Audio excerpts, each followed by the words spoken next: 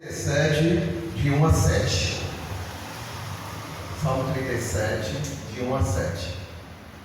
Não te indignes por causa dos malfeitores, nem tenhas inveja dos que praticam a iniquidade, porque cedo serão ceifados como a erva, e murcharão como a verdura.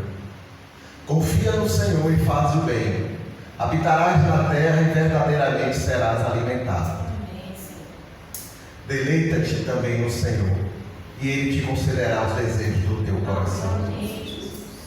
Entrega o teu caminho ao Senhor, confia nele, e Ele o fará. E Ele fará sobressair a tua justiça como a luz, e o teu juízo como o meio-dia. Descansa no Senhor e espera nele.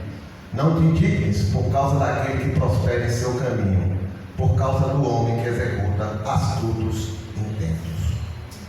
Senhor, fala os nossos corações, Senhor, que eu possa compartilhar aquilo que o Senhor genuinamente trouxe para mim, Senhor, e que tanto me edificou essa semana, Senhor. Que eu possa compartilhar com meus irmãos a tua palavra genuína, Senhor. No nome de Jesus. Amém. Salmo 37. Irmãos, nós já falamos sobre isso aqui. Os Salmos é o livro da Bíblia em que é o homem falando para Deus. É o homem falando para Deus. É o homem conversando com Deus. É o homem se manifestando a Deus. É o homem manifestando a sua humanidade a Deus. São expressões da humanidade, onde o homem expressa seus dilemas, expressa suas angústias, né? Expressa suas alegrias, suas tristezas, suas ansiedades, né? Sua esperança ou a falta dela. Assim é o Salmo. É o homem sendo sincero para Deus. Senhor, ouve, Senhor, o meu clamor. Senhor, onde é que tu estás, Senhor? Senhor, o Senhor é bom para mim. Então ele expressa tudo. Ele é humano. O salmista é um de nós. Qualquer um de nós. Todo dia nós, se nós nos relacionamos com Deus, no mínimo, todo dia nós falamos um salmo para Deus, que é a nossa vida. Senhor, ouve o meu clamor. Senhor, o Senhor está observando o que eu estou passando. Recebe a minha petição, Senhor. E assim vai. Todo dia nós somos salmistas também. Mas o interessante é que no Salmo 37, os versos 4 e 5, né? Os versos 4 e 5 diz: deleita-te, em outra tradução diz: agrada-te do Senhor, e Ele concederá os desejos do teu coração. E o 5 diz: entrega teu caminho ao Senhor, confia nele. Em algumas tradições diz que Ele tudo fará, em outras diz que o mais Ele fará. Então esses dois versículos são os mais conhecidos do Salmo 37. Por que será que é mais conhecido, Luciana? Por que será? Porque fala de desejos do nosso coração. E quem não tem desejo no coração? Quem não tem desejo no coração? Sinceramente falando, né? Porque também destaca que Deus fará tudo, gente. Olha, Deus vai fazer tudo. Melhor que o gênio da lâmpada mágica, né? Só atendia 3 desejos. Deus vai atender tudo. Olha. Então esses dois versículos chamam a atenção e são muito pregados. Na caixinha de promessas que tinha antigamente, era altamente escrutado. Todo mundo queria tirar esses dois versículos. Mas vamos seguir em frente. Esse salmo tem 40 versículos. Não tem só 2. E o que é que o salmista Davi quis dizer nos 40 versículos? Não só nesses 2. É isso que nós vamos ver hoje à noite. Amém? Amém. Então, se nós tiramos, seja qual for o versículo, do contexto, ele pode ganhar um sentido para o qual o autor não o escreveu. O autor não recebeu de Deus daquela forma. O autor não está nos passando dessa forma. Então nós temos que entender o contexto onde os versículos estão. Por quê? No Salmo 37, quando você lê os 40, você examina os 40 versículos, você vai entender que o autor entendeu muito bem uma coisa: o justo viverá pela fé. E como é que enquadra essas duas coisas aí no meio de que o justo viverá pela fé? Mas Deus não lhe entregar tudo. Deus não quer fazer todos os desejos do teu coração, Luciano? Irmãos, esse salmo foi escrito por Davi. Como é importante a gente entender o contexto em que parte da Bíblia, aquela parte da Bíblia que a gente está lendo, foi escrita. Por quê? Porque o contexto em que ele foi escrito foi essa mensagem que estava sendo passada naquele momento, e aquela mensagem que estava sendo passada naquele momento é a mensagem para nós hoje também. Davi escreveu o Salmo 37 já na sua velhice. No próprio Salmo ele denuncia isso. Fui moço e agora sou velho. Mas ele escreveu na sua velhice. O que é que isso importa? O que é que Davi, nesse momento, tem a nos ensinar? Davi é aquela pessoa que viveu tantas experiências. E agora ele para em uma determinada etapa da vida, que é a sua velhice, e olha para trás e vê toda a sua vida, desde a sua meninice até hoje, quando ele está escrevendo esse salmo. O que foi que eu vivi ao longo desses anos? O que foi que eu aprendi de Deus ao longo desses anos?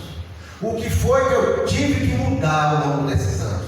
Qual foram as consequências das minhas escolhas ao longo desses anos? Eu sofri perseguição, eu sofri injustiça, eu pratiquei injustiça, eu persegui, eu errei, eu reconheci meu erro, eu prejudiquei alguém, eu fui prejudicado. Então ele olhou o filme da sua vida e viu toda a sua vida como foi. Ele viu suas lutas, principalmente contra ele mesmo. Suas lutas contra ele mesmo. Nosso pior adversário. Nosso adversário mais astuto é o nosso eu. E no Salmo 37, depois dessa avaliação, de olhar o filme da sua vida, Davi vai fazer uma ênfase, ele vai fazer um estudo sobre a diferença entre o justo e o ímpio. Como é que é isso? O justo e o ímpio. Davi viveu sua história. A gente pega Davi lá atrás, Davi pequeno, adolescente, devia ter os seus 14, 15, 16 anos, se presume mais ou menos alguma coisa desse tipo. Davi está lá cuidando das ovelhas do seu pai. Ele tem irmãos mais velhos. Samuel, o profeta Samuel, chega na casa de Davi, na família de Davi, e diz: eu vim ungir o futuro rei de Israel. E aí, cadê os filhos? Teus filhos, Jessé. E Jessé traz o primeiro, não é esse. Traz o segundo, não é esse. Traz o terceiro, não é esse. Parece que agora não tem mais filho. Não, tem um que está lá cuidando das ovelhas. Traz ele. Ninguém está nem lembrando de Davi nesse primeiro momento. Se lembrou porque senão não tem mais filho, não.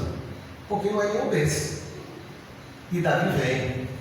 E Samuel unge Davi como futuro rei de Israel. Quem é o rei agora? Saul. Mas aí Davi olha para trás e viu: rapaz, Deus mandou Samuel me ungir rei de Israel. Eu com 16, 17 anos nessa base. Só que Deus não disse quando isso ia ser, de que forma ia ser, como eu seria recebido, se eu teria que lutar, se eu não teria que lutar. Deus não disse nada, só disse que eu seria um jeito que, no momento certo, eu subiria ao trono. É a nossa vida aqui na terra. O Senhor quer que aprendamos a depender dele. Amém. Isso que Davi teve que olhar para trás e ver que ele, ao longo da vida, teve que aprender a depender do Senhor. Amém? Amém. Mas uma coisa Davi também percebeu. Davi, cuidando das ovelhas, cantando os louvores do Senhor, servindo ao Senhor, com uma vida simples, autêntica, amando o Senhor, tendo fé no Deus de Israel. Não foi à toa que ele venceu Golias. Tudo aquilo tem um significado muito grande. Mas, quando ele entra na convivência do rei de Israel, que é Saul naquele momento, ele passa a ser tratado como inimigo. E passa a ser perseguido como inimigo, como uma pessoa má. de má intenção. E Saul vai perseguir, em vez de proteger Davi, não, passou a perseguir Davi. Então Davi olha para trás. Eu estava servindo ao meu Senhor. Eu estava esperando o momento do Senhor atuar em minha vida. E fui perseguido. E fui tratado como um marginal, como um criminoso, perseguido por toda a nação de Israel. Assim foi a história de Davi, que a gente vai estudar aqui na jornada bíblica, em breve. Mas ele olhou para trás, então ele viu várias situações da sua vida. Várias situações da sua vida. E ele defende, ele expressa no Salmo 37 várias questões que podem encher a nossa mente de dúvidas, né? De murmurações humanas. Qual a diferença que Deus faz do justo para o ímpio, né? Questões que estão diante dos nossos olhos. Ele está falando aqui no Salmo. Que questões é essa, né, irmão? A gente está num ambiente de trabalho. Às vezes o colega está prosperando no ambiente de trabalho porque mente, porque não atinge as metas, mas arranja um relatório falso para atingir a meta, engana o cliente para poder vender um produto, e você que está sendo honesto, está sofrendo. Você vai no ambiente de escola, aí você vê o colega recebendo a notinha que tirou 9 e 10 e você sabe que ele está pescando. E por aí vai. Quantas coisas a gente pode ver no dia a dia da vida, né? O justo diante do ímpio, parece que o ímpio está prosperando. O ímpio prospera. E vende e poupa. E vende e poupa. Então o salmista fala da guerra. Davi fala da guerra que estava na sua alma ao longo da sua vida, né? Perguntas que o desafiavam a entender como Deus vê a vida do justo e do ímpio. Como é que Deus vê? Como é que Deus vê? Ele encontrou algumas respostas, né? Uma pergunta que ele faz no Salmo: por que Deus permite que os perversos prosperem? Por que os ímpios prosperem? Por que Deus permite? Ele sai mostrando no Salmo como é difícil nós lutarmos na vida. É fácil, céu, você trabalhar por honestidade para sustentar a família. Todo dia sair para disputar o pão de cada dia. E quando você vê gente fazendo coisas totalmente erradas e rindo na frente da gente, quero ser honesto com você não. Todavia sai questionando aqui no Salmo algumas coisas desse tipo. O injusto, o ímpio, prosperando diante do justo, diante do justo. No Salmo, no verso 1 e 2, ele diz para nós: não fique indignado por causa dos malfeitores, nem tenhas inveja daqueles que trabalham na iniquidade, porque cedo serão ceifados como a erva e murcharão como a verdura. Esse é o primeiro ensino que ele tirou para ele, que está passando para nós. Que não fiquemos indignados, nem indignado e nem tem inveja do malfeitor. Por quê? Porque a prosperidade deles é temporária. Como a gente cantou aqui. É somente para essa vida. Igual uma fumaça que está aqui na nossa frente, o vento bate e some a fumaça. Assim é a prosperidade do ímpio. Aí vem a pergunta: queres tu a prosperidade do ímpio? Ele faz uma segunda pergunta: será que Deus não vê os justos sendo oprimidos pelos injustos? Acontece isso? O injusto e oprimir o justo, o honesto, o desonesto oprimir o honesto. Como acontece nesse mundo grande, né? O salmista mostra o ímpio sempre planejando mal. É do ímpio. E ele planeja o mal principalmente contra o justo, porque é mais fácil de conseguir alguma coisa. O justo fica sendo vítima, explorado e injustiçado. Mas no verso 40, ele diz: o Senhor ajudará e livrará o seu justo dos ímpios, e salvará, porque o seu justo confia nele. Então ele viu que Deus cuida dos seus justos, mesmo diante da opressão que o injusto tenta botar sobre o justo. Ele faz outra pergunta: por que parece que quanto mais longe o ímpio está de Deus, parece que mais feliz é a sua vida? Está no Salmo 37. No verso 35, ele diz o seguinte: viu o ímpio um grande poder espalhar-se como uma árvore verde na terra natal. O que ele quer dizer? Eu vi o ímpio igual uma árvore grande na terra que é favorável a ele, grande, cheio de folhas, de galhos, de frutos, chamando a atenção pela sua grandeza e pela sua formosura. Assim ele viu. Mas ele diz que ao longo da vida, outro tempo eu passei lá e ele já não mais existiu. Tudo passa nesse mundo, tudo passa nessa vida, inclusive a prosperidade do ímpio, né?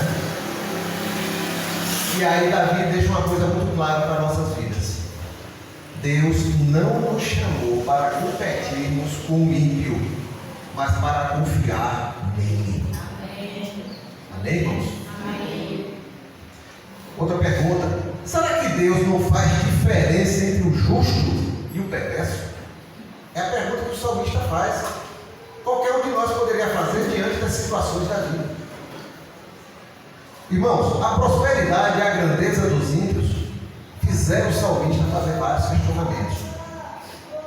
Será que realmente Deus faz diferença? Aí fica isso na cabeça. Foi um dos dilemas que o salmista teve, mas ele achou a resposta do Senhor.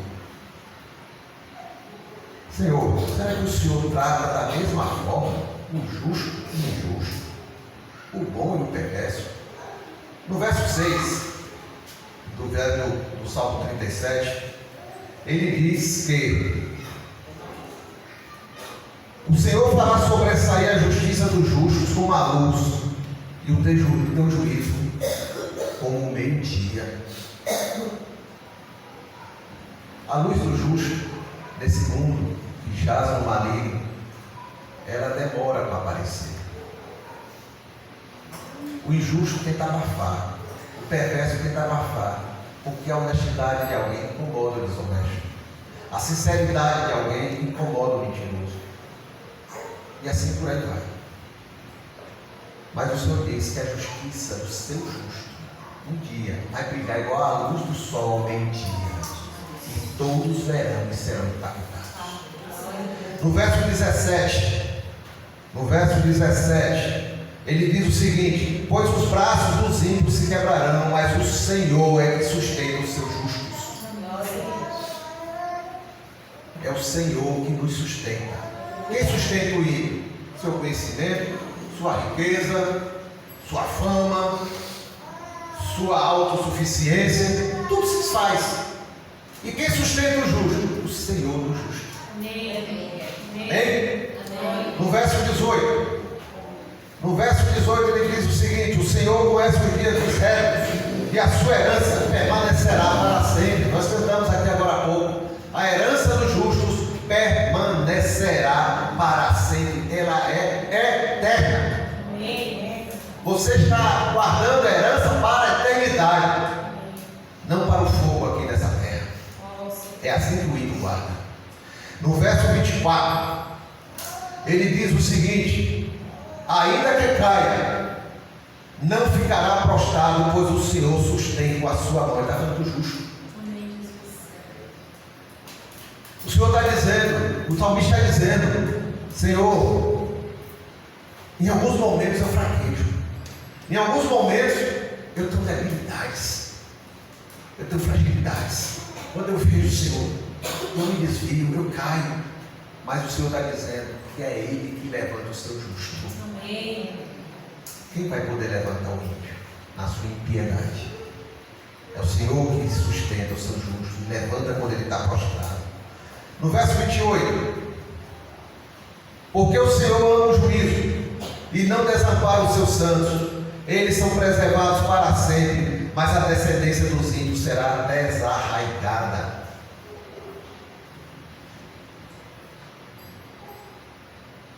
O Senhor não desampara os seus santos, não desampara aquele que anda com Ele, não desampara os seus filhos. Lembre-se sempre disso. Nenhum justo mendigará o pão. O salmista fala no Salmo 37. Fui moço e agora sou velho, mas nunca vi um justo e nem sua descendência mendigar o pão. O Senhor sustenta. Salmo 24, verso 29. Os justos herdarão a terra e habitarão nela para sempre. Quando você pega essa analogia de terra, vai herdar a terra, geralmente o autor está se referindo à entrada na terra prometida.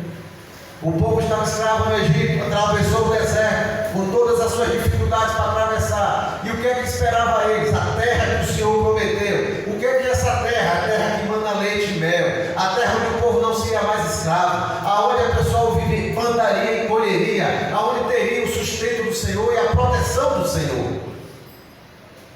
Os justos herdarão a terra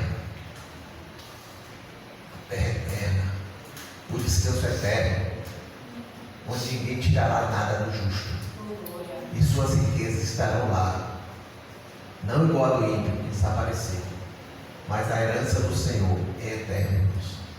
E nós vamos herdar a terra prometida, o descanso prometido, a provisão, o sustento do Senhor. Ele fez outra pergunta: Deus não julgará o que os homens fazem nessa terra? Deus não julgará? O salmista percebeu que o Senhor julgará sim o justo e o ímpio. No verso 9, ele diz: porque os malfeitores serão desarraigados, mas aqueles que esperam no Senhor herdarão a terra. Ou seja, os ímpios serão retirados pela raiz e não mais existirão, enquanto o justo vai herdar a terra prometida. Amém? Amém. Essa é a promessa do Senhor. Irmãos, para encontrar essas respostas, o salmista teve que também aprender a se relacionar com o Senhor ao longo da sua vida. Mas é fácil se relacionar com o Senhor, principalmente quando você está aprendendo os primeiros caminhos. Como é que a gente se relaciona com aquele que tudo vê? Como é que se relaciona com aquele que tudo sabe? Como é que se relaciona com aquele que vê a gente do verso e avesso? Como é que se relaciona com aquele que sabe qual é a palavra que vai sair na minha boca antes de eu proferir? E eu ainda acho que posso enganar ele. E eu ainda acho que posso induzir ele a fazer o que eu quero, a me dar o que eu quero. O salmista descobriu isso. Ele tinha que aprender a se relacionar com o Senhor. E a vida foi isso para o salmista. E é igual a nossa. Temos que passar por um grande aprendizado ao longo da vida. Sempre estaremos aprendendo. Vamos sair dessa vida para a eternidade, mas ainda aprendendo. Porque é um desafio. Quem sou eu? Um ser limitado? Poder aprender a me relacionar 100% com o ser ilimitado. Ele é Deus. Eu sou o criador da vida.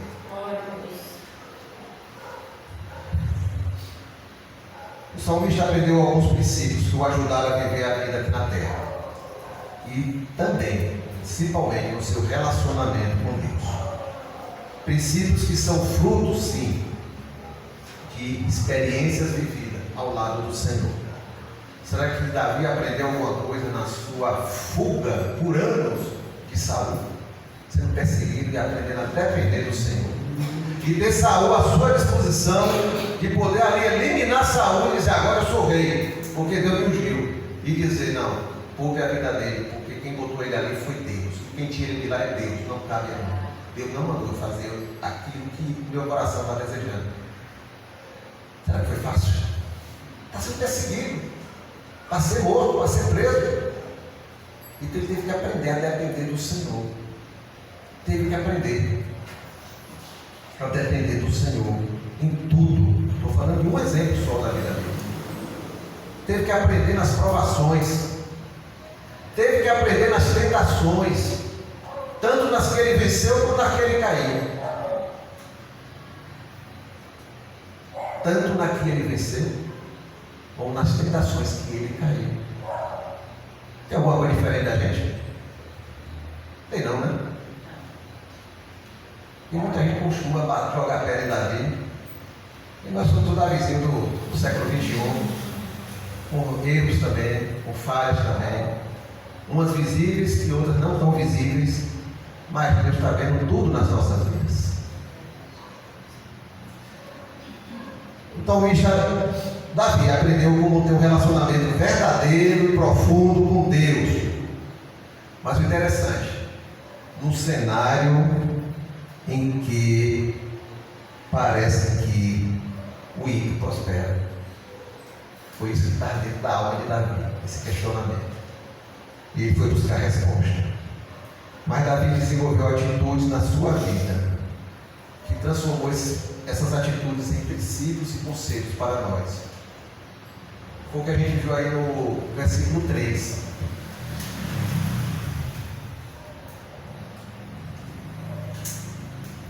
No versículo 3 ele diz: confia no Senhor e faz o bem, e habitarás na terra e verdadeiramente serás alimentado. Aqui é Davi falando, um dos seus aprendizados, e ensinando para nós.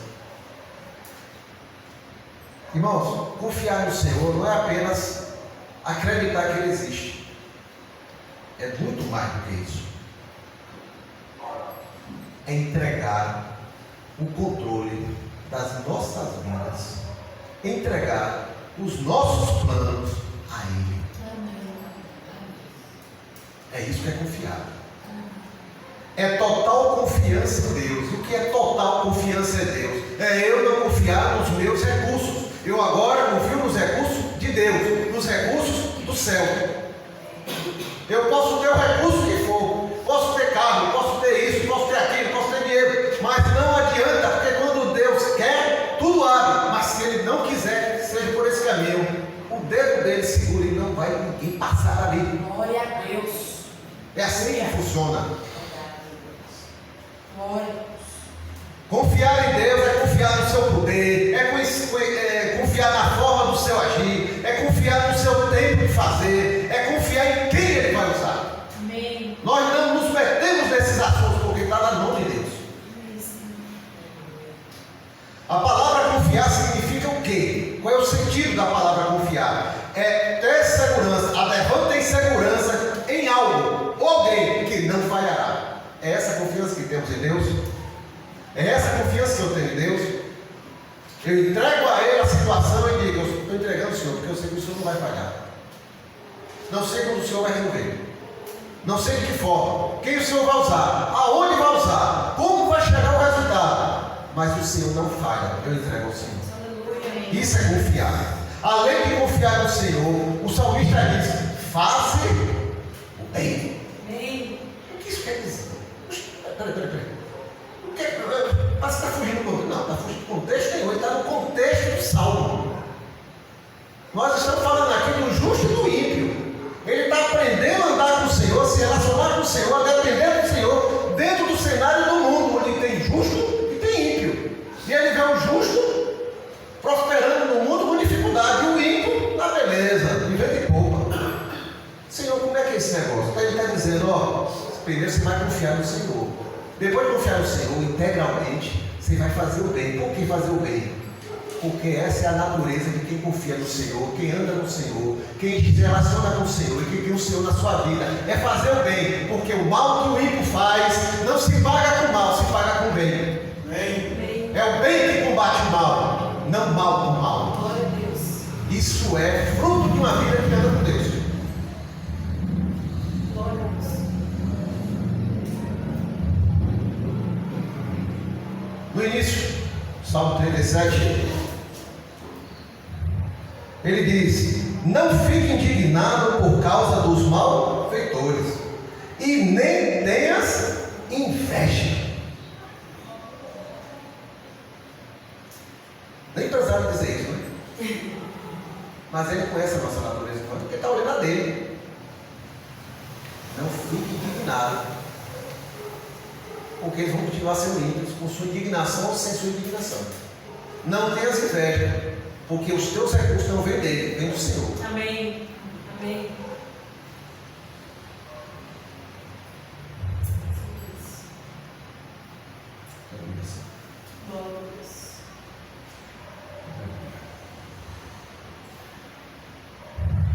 Então ele está pedindo para nós colocarmos o nosso foco no Senhor, não no ímpio. Tira o olho do ímpio, isso que ele está dizendo.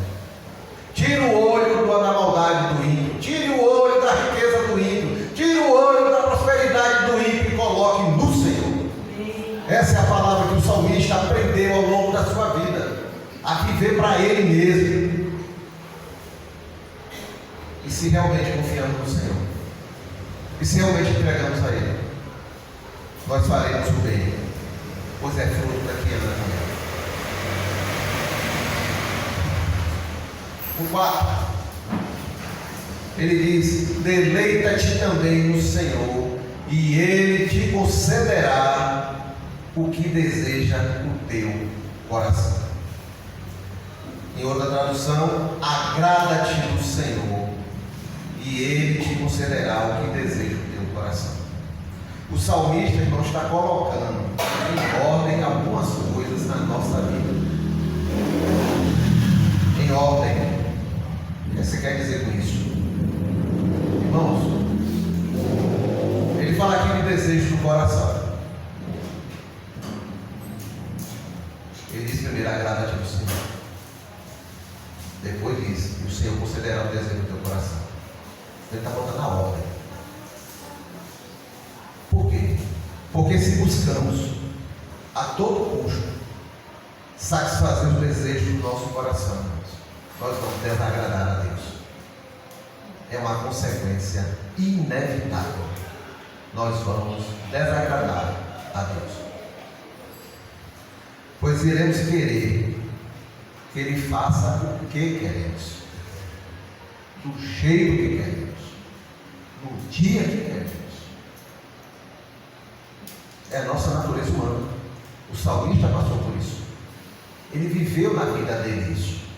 Então ele teve que aprender a vencer isso também. Sério, mas então o que é agradar-se no Senhor? O que é deleitar-se no Senhor? É viver alinhado com a vontade de Deus. Amém. É estar em linha com a vontade de Deus. Eu estou andando no trilho do propósito de Deus.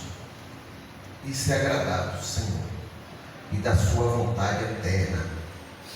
Significa que a minha vida está em perfeita harmonia com a vontade de Deus. Isso é agradar ao Senhor. Eu me agrado, eu me satisfaço. Eu digo: o Senhor é suficiente a mim. Isso é agradar ao Senhor. Quando eu estou em harmonia com o Senhor, uma vida que agrada ao Senhor e que eu me agrado de estar no Senhor, meus desejos estarão submissos à sua vontade. Glória a Deus. É isso que ele está botando em ordem. Se eu estou plenamente em relacionamento com o Senhor, em harmonia com Ele, com seus caminhos, e eu já entendo o que vem dele para mim, qual é o propósito dele para a minha vida, e eu digo que confio nele, entrego a Ele meus planos, meus projetos, minha vida, entrego tudo, meu desejo, tudo que tem em mim, os meus desejos serão de acordo com o que está no coração dele. Amém, Senhor. Isso é agradar ao Senhor. Agrada-te do Senhor.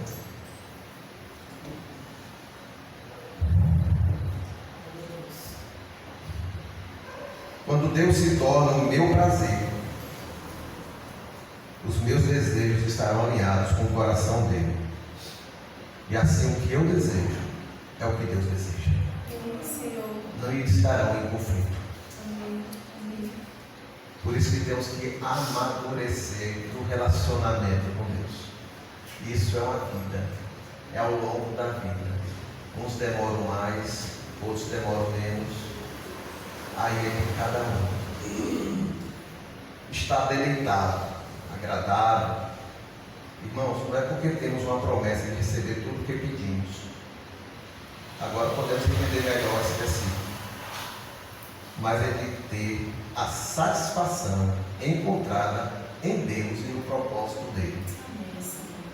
Minha satisfação, meu prazer é antes de tudo porque eu tenho a Deus em minha vida e Ele é suficiente. Mais importante do que as promessas de Deus é o Deus das promessas que está habitando em minha vida. Isso é maior do que ter as promessas. Quando eu entendo dessa forma, irmãos, que a minha vontade tem que estar em linha com a vontade de Deus, minha vida se agrada de estar com Deus e minhas vontades estarão submissas à vontade de Deus, eu não vou mais tentar atropelar Deus, impondo a minha vontade, impondo o meu jeito, impondo meus caminhos. Pelo contrário, eu confiarei que Ele irá satisfazer meus desejos. Desejo de um coração que está rendido a Ele, da forma dele, no tempo dele, porque Ele faz. Isso não é uma atitude emocional, é uma atitude de fé e verdadeira confiança no Senhor. Versículo 5, ele diz o seguinte: entrega o teu caminho ao Senhor, confia nele, e o mais Ele fará.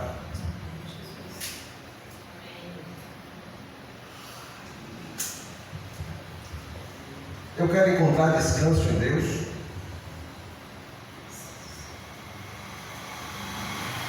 Humanamente queremos escolher nossos caminhos, fazer do nosso jeito. É assim? Nós queremos escolher os nossos próprios caminhos, humanamente, fazer do nosso jeito, que é o melhor jeito, impor nossa vontade, que é a melhor vontade, impor o nosso tempo, que eu estou com pressa, e assim passar por cima de muitas coisas. O ser humano, quando está longe de Deus, ele não está confiando em Deus, nem dentro da igreja, não está confiando em Deus, passar por cima de um bocado de coisa, passar por cima das pessoas, age sem sabedoria, destrói sua paz e a paz de quem está ao redor, e ferimos pessoas. Mas como é que eu encontro descanso em Deus? Com essa humanidade minha, eu preciso entregar a Deus meus planos. Como a gente cantou, meus planos, meus medos, meus problemas, minha ansiedade, meu futuro, minha família, meu emprego, meu clube. O salmista aprendeu que não tinha condição de conduzir sozinho a sua vida. Ele olhou para a sua vida e viu: se fosse eu sozinho conduzindo, eu tinha ficado lá atrás, eu tinha morrido lá atrás. Se não fosse Deus lutando as minhas batalhas, me mostrando por onde ir, me aceitando de volta quando eu caí, me sustentando quando eu precisei, me protegendo, eu não teria avançado para lugar nenhum. Foi isso que ele percebeu. Ele aprendeu que não tinha condição de conduzir sua vida sozinho. Ele aprendeu isso. Ele não tinha condição. E nós temos que aprender isso nesse relacionamento com Deus. Uma vez entregue a minha vida, uma vez entregue os planos da minha vida, uma vez entregue meus problemas, meus anseios, minhas dificuldades, eu não posso querer tomar de volta do Senhor. Não posso querer ensinar a Deus como Ele deve fazer para consertar as coisas da minha vida, para me dirigir. Não posso duvidar dele, e muito menos ser obstáculo à ação dele. O salmista diz que o mais Deus fará. Eu me entreguei, o mais Ele fará. Ou seja, o que é que Ele vai fazer? Aquilo que não está na minha capacidade, aquilo que não é minha luta, é Ele que vai lutar. Ele manda você lutar a sua luta, mas tem lutas que é Ele que luta por você. Amém. Se você entra na luta que é dele, você vai entrar sozinho. e vai sofrer mais do que deveria. Deus manda a gente lutar as nossas lutas. O nosso papel é esse. Faça o seu papel. A sua atribuição é essa. Faça a sua atribuição.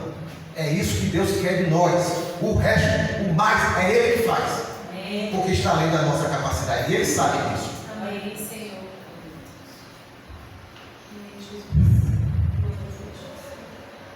Cabe a mim então entregar, confiar nele e aguardar o seu agir. Amém? Amém. Irmãos, a verdadeira entrega. Entrega teu caminho ao Senhor. A verdadeira entrega dói. Como assim? Dói. E quem já fez entrega verdadeira sabe. Como dói, porque a gente, Senhor, está na tua mão. Deixa na minha mão. É o Senhor que vai resolver. Dói. Por que dói? Porque quebra o governo do nosso eu sobre a nossa vida. O nosso eu, aquele ditador, tirano, que quer mandar na nossa vida e nos ensinar que nós sabemos mais do que Deus, que nós temos mais capacidade do que Deus, que a gente às vezes pode até aceitar uma ajuda de Deus, mas a gente tem que ajudar Deus também. Então um empurrãozinho para Deus fazer. Esse eu é destronado da nossa vida. Por isso que dói. E para onde vai o eu? Para a cruz. Foi isso que Jesus falou tão claro. E por que é complicado a gente entender? Porque a gente não quer, humanamente falando, eu estou falando. Negue-se a si mesmo. Negue-se a si mesmo. Quer negar a si mesmo? É pegar o nosso eu, tirar do trono da nossa vida, botar na cruz e dizer: Senhor, agora governa a minha vida. Amém, Senhor. Por que dói? Porque esmaga o nosso ego. Esmaga o nosso ego. Muitas vezes não entregamos ao Senhor certas coisas porque estamos preocupados com a nossa autoimagem. O que é que vão pensar de mim? Porque estão me vendo sempre fazendo uma coisa, e tomando a frente, e criticando, e intervindo na situação. E agora, você que está fazendo levando? Então eu já entreguei ao Senhor. Você não vai fazer nada não? Não, estou fazendo, entreguei ao Senhor, estou orando. E eu chego não, quando o Senhor mandar fazer, eu vou fazer na situação. E o resto? O mais ele falar. Amém. É assim que age. É assim que entrega. Por isso que dói. Dói mesmo. Esmaga o ego. Por quê? Porque nos tira do controle da situação. O que menos a gente humanamente, sem Deus, quer perder o controle da situação. Que a gente imagina ter. Nós não temos situação, controle de nada. Mas a gente imagina que tem. Tira o controle da situação. E quando tira o controle da nossa mão, expõe nossas fraquezas. Nós ficamos expostos. Porque a gente tem que confessar, realmente, Senhor, eu não tinha condição de resolver isso. Quem pode mudar a vida de ninguém aqui? Ninguém. Só quem muda é o Senhor. E quando Ele entra, Ele muda tudo. Aleluia. Nova criatura se forma. Eis que tudo se faz novo na vida de quem o Senhor entra. É assim que faz o Senhor. Então expõe as nossas fraquezas, expõe as nossas ansiedades. Aí a gente vê como a gente estava ansioso, porque a gente está percebendo. Porque agora a gente começa a olhar para a gente mesmo, rapaz, eu estava um problema para os outros. Eu estava dando muito problema para as pessoas. Graças a Deus, Deus me libertou de mim mesmo. É assim a vida. A verdadeira entrega. A fé que não suporta a espera não é fé. Essa frase deve ficar gravada em nossos corações. A fé que não suporta esperar não é fé. E o 7, para a gente encerrar, ele diz o seguinte: descansa no Senhor e espera nele. Não te indignes por causa daquele que prospera em seu caminho, por causa do homem que executa maus intentos. O que é descansar? A palavra hebraica do Velho Testamento foi escrito na língua hebraica. A palavra hebraica é dama, deve ser assim que pronuncia. É a que está no Salmo 37 para descanso. Quando traduziu para o português, se usou a palavra descanso. Só que a palavra descanso não dá o sentido mais profundo do que realmente está no texto do Salmo 37. O que é que está no Salmo 37? Qual é o significado? Significa, o salmista está dizendo que descansar no Senhor é cessar a agitação da alma. É a alma ficar em silêncio. É deixar de ficar ansiosa. Isso é descanso. Descanso não é sentar na cadeira, não é deitar na rede, não é ausência de guerra. Descanso é: eu estou aqui, mas meu coração está no Senhor. Ele é que vai resolver. O mundo ao meu redor pode estar pegando fogo, mas eu estou descansando no Senhor. Isso é o Senhor na minha vida. Isso é o verdadeiro descanso. A minha alma não está mais agitada, querendo resolver as coisas, querendo tomar frente, querendo tomar o controle, passando por cima de pessoas. Ela está descansando no Senhor. Não é passividade, é atitude. Eu aguardo no Senhor. Essa luta não é minha, é do Senhor. Amém. E qual é a sua luta? Nessa parte aqui é orar, é interceder, é testemunhar, é amar, é cuidar. O resto é o Senhor que faz. Isso é descansar. É a entrega total a Deus. Aí eu descanso. Porque não está mais comigo. E bem de trabalho, a gente está com um problema, não sabe como resolver, passa um colega, você sabe como resolver? Toma. Aí ele pega, vai com o papel na mão para longe, me livrei desse problema. Eu já passei por muitas situações dessas. Chega a descansar, chega a respirar, chega a dar vontade de um pulo. Aquele problema difícil está na mão de outra pessoa para resolver. Imagina quando a gente entrega a Deus. Está na mão daquele que é todo poderoso, daquele que é ilimitado, que sabe todas as coisas. Amém. Esperar nele significa que a minha fé precisa amadurecer. Eu tenho que aprender a esperar para ter fé. Sem esperar, eu não estou demonstrando fé. E a minha fé irá amadurecer, porque enquanto eu espero o seu agir, eu estou desenvolvendo a minha confiança nele. E a maturidade na fé faz eu discernir o que é meu papel e qual é o papel de Deus. Eu começo a perceber essa. Eu vou até aqui, porque eu sei que daqui em diante é do Senhor. Eu não vou me meter na guerra do Senhor. Isso aqui é papel do Senhor. Me ensina a fazer o meu. Eu preciso de capacitação para fazer o meu. E o Senhor me controlar para não entrar no papel do Senhor. É assim que é a vida. O salmista aprendeu isso. E no próprio Salmo, no versículo 7, como a gente viu, o salmista volta mais uma vez a dizer: não fique indignado com aquele que prospera, um ímpio que prospera, um perverso que prospera. Irmão, não podemos deixar que a frustração desse mundo, que a gente vê o ímpio prosperando, interfira no nosso relacionamento com Deus. O ímpio está vivendo a vida dele sem Deus. Eu quero minha vida com Deus. O ímpio segue o caminho dele. Eu sigo o meu. Porque se minha vida estiver com o Senhor, a luz do Senhor na minha vida ainda vai atingir o ímpio e ele pode se converter. Amém. É isso que o Senhor quer das nossas vidas. Que a nossa luz brilhe ao sol do meio-dia e atinja o ímpio que está lá, dormindo no pecado.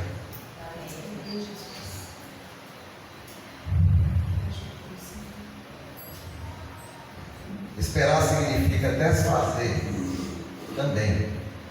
Esperar significa desfazer o nó da comparação com o ímpio. Eu não tenho que ficar me comparando com o ímpio. Eu tenho que olhar para o meu Senhor.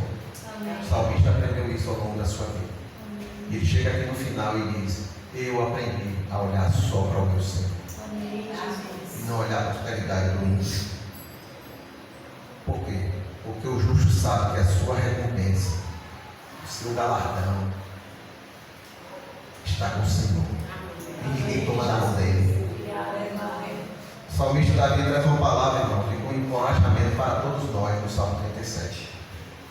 Que confiemos em Deus e na sua justiça. que confiemos na sua verdade, que confiemos no seu agir, que confiemos no tempo dele agir, que descansemos nele. Pois o cuidado e a proteção dele para o seu justo, para seu povo, irmãos, é eterna. Não é o verão, não é no inverno, é eterna. Começa aqui e se estende para a eternidade. E um dia essa verdade será revelada, né? Os justos resplandecerão. Está em Mateus 13:43. Jesus disse: então os justos resplandecerão como o sol no reino do meu Pai. É assim que o Senhor nos vê. Ele está cuidando de nós, mas ele diz: mas a tua justiça aparecerá, resplandecerá como o sol do meio-dia no reino do meu Pai. É para aí que nós estamos caminhando. Essa é a nossa herança eterna. O justo não vive pelo que vê. O justo não vive pelo que pega, pelo que controla. O justo vive pelo que ainda não se manifestou. O justo vive por uma certeza das coisas que ele espera. O justo vive pelas convicções das coisas que ele não vê ainda. Porque tudo é eterno. Tudo vem do Senhor. Isso é fé. O justo viverá pela fé.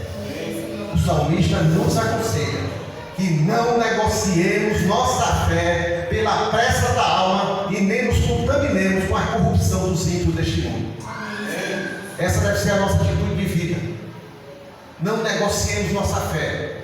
O ímpio está crescendo, deixa ele crescer. O ímpio está prosperando, deixa. O ímpio tem pressa. Não tenha pressa.